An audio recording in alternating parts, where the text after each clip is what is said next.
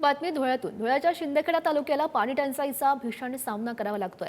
शिंदखेडा तालुक्यातील काही गावांमध्ये पाण्यासाठी विहीर अधिग्रहण किंवा टँकरच्या माध्यमातून पाणी पुरवठा करत गावाची तहान भागवावी लागते। सध्या स्थितीला बघितलं तर शिंदखेडा तालुक्यातील धांदर्णी आणि डाबली या दोन गावांना पाणी टंचाईची झळ सोसावी लागते। दरवर्षी या भागात पाणी टंचाईची झळ सोसावी लागते। प्रशासनानं पाणी टंचाईवर कायमस्वरूपी तोडगा काढावा, उपाययोजना करणं आवश्यक असल्याची मागणी आता ग्रामस्थ करत आहेत।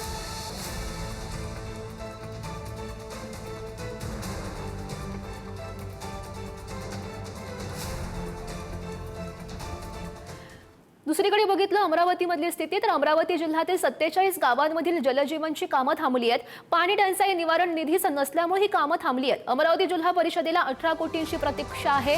पैसेच नसल्यानं कंत्राटदारांचे हात वर बघायला मिळतात।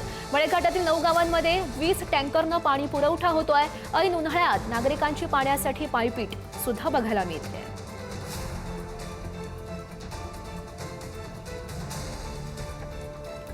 हिंगोलीच्या वसमत परिसरात सर्वाधिक जास्त केळीचं उत्पादन घेतलं जातं। मात्र आखाती देशामध्ये युद्ध सुरू असताना या केळीला वाहतूक मिळत नसल्याचा फटका बसलाय। बऱ्याच शेतकऱ्यांची केळी करपून गेलेली आहे, तर काही शेतकऱ्यांनी केळी गुरांना खाऊ घातली आहेत। आता केळी आहे ती पूर्णपणे संपलेली आहे। मात्र आता केळीला तब्बल 2500 रुपये प्रति क्विंटल एवढा चांगला भाव मिळतोय। मात्र आता शेतकऱ्यांकडे केळीच उपलब्ध नाहीये, त्यामुळे शेतकरी आता चांगलेच चिंताग्रस्त झालेले आहेत।